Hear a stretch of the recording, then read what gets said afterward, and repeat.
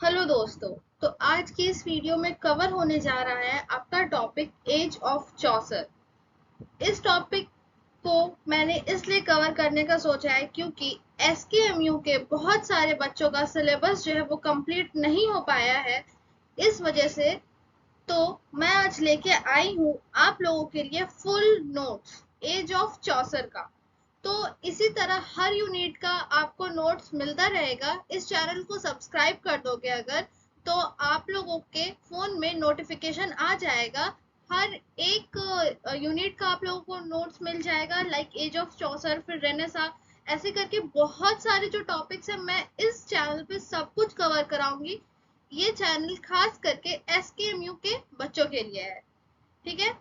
और यही नहीं कि सेम 1 का बस मिलेगा, सेम 1 टू सेम 8, क्योंकि अब कोर्स जो है वो 4 साल का हो गया है इसीलिए।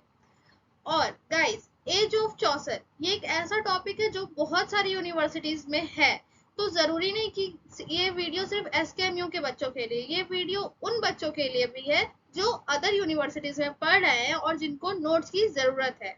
इसमें आप लोगों को नोट के साथ साथ इजी एक्सप्लेनेशन इन हिंदी मिलेगा, वो भी फ्री में। अगर आप इस नोट्स को पूरा देख लोगे तो हो सकता है आप 80 मार्क्स में 70 मार्क्स जरूर लेके आओ। गाइस, ये नोट्स बिल्कुल फ्री है, सब्सक्राइब भी करना बिल्कुल फ्री है। तो आप लोग सब्सक्राइब कर दो ताकि मुझे मोटिवेशन मिले और मैं आप लोगों के लिए इसी तरह की और वीडियोस को लेकर आऊं। चलिए तो शुरू करते हैं। सबसे पहले आता है हमारा introduction. So the age of Chaucer was a time long ago in 14th and 15th century. England was going through a lot of changes like wars and sickness. But in the midst of all that, Geoffrey Chaucer became famous for his stories. Guys, age of Chaucer जो है वो early time, मतलब बहुत पहले के जमाने का ये एज है। ये 14th और 15th सेंचुरी के बीच में लाई करता है, ठीक है।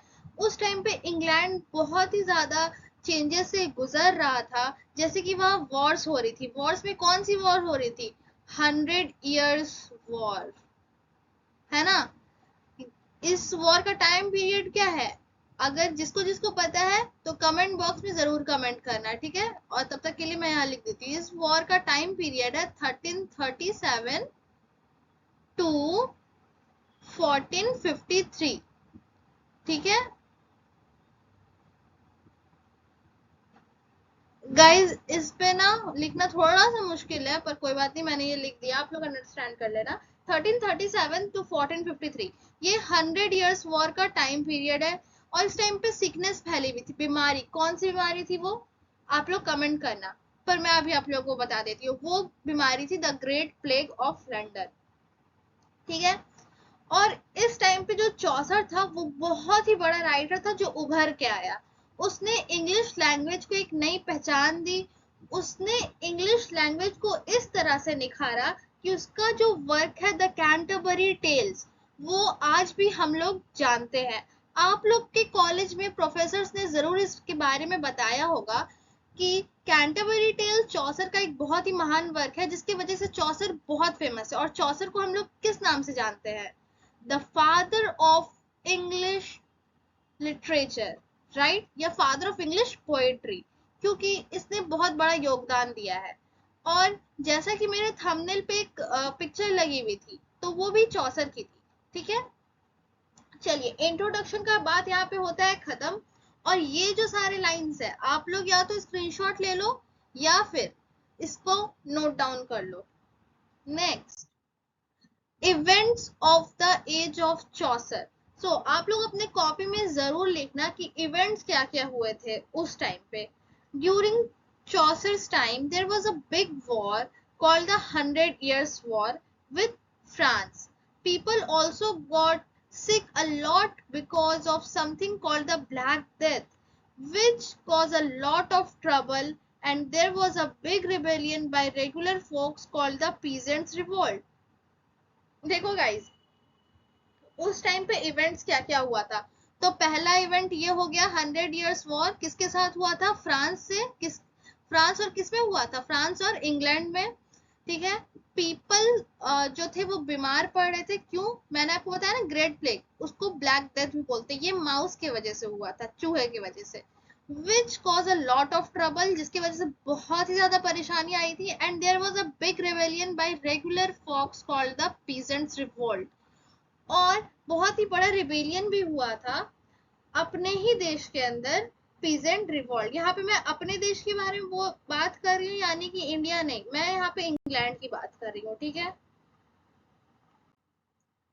चलो, Chaucer and his works. Geoffrey Chaucer was an English poet, author, and civil servant.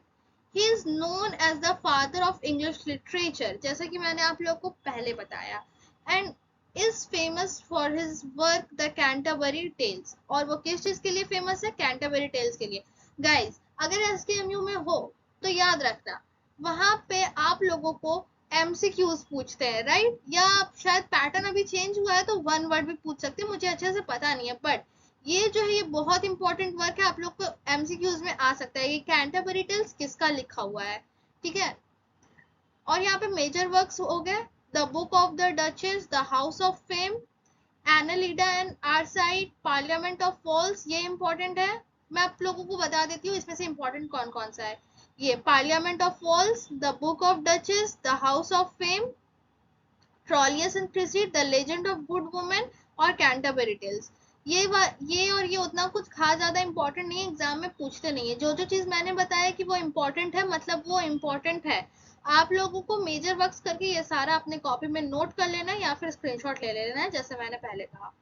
Next, अब देखो कंटेम्प्रेरी ऑथर्स क्या होते हैं। जैसे कि अगर कोई बच्चा है क्लास में और वो टॉप कर रहा है, तो उसके साथ कोई सेकंड कर रहा होगा, कोई थर्ड कर रहा होगा, कोई फोर्थ कर रहा होगा, उसको हम लोग कंटेम्प्रेरी बोलते हैं, ठीक है। तो चौसर के साथ साथ और कौन कौन से ऑथर थे जो कि मेन ऑथर थे, जो उस टाइम पे प्रोग्रेस कर रहे थे? तो ये है Thomas Hoccleve, William Langland. William Langland का एक बहुत ही फेमस वर्क है Piers the Plowman, Piers the Plowman, ठीक है, ये बहुत इंपॉर्टेंट है।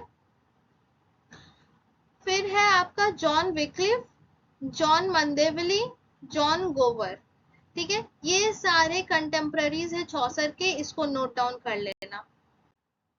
फिर कंक्लूजन, हम लोग जब भी नोट्स बनाते हैं तो एट द एंड हम लोग एक कंक्लूजन लिखते ही लिखते हैं, ठीक है। अगर आप लोग नोट्स बना रहे हो तो जैसा मैंने पहले इंट्रोडक्शन दिया आप लोग, यहाँ पे आप लोग को इंट्रोडक्शन देना है चौसर के एज का, फिर आप लोग को चौसर के बारे में लिखना है, फिर चौसर का जो मेजर वर्क है वो, चौसर के कंटेम्प्रेरी, फिर कंक्लूजन, ठीक है। बीच में आप लोग को वो भी लिखना है कि इंपॉर्टेंट इवेंट्स क्या क्या हो रहा था इंट्रोडक्शन के बाद में, ठीक है ना। फिर लास्ट में हम लोग ये कंक्लूजन लिखते हैं, in the end the age of Chaucer was a time full of important events and great stories. Chaucer's tales are still loved today because they are fun to read and teach us about the past. He had friends who were so talented writers, who were also talented writers, and together they made this time in history really special.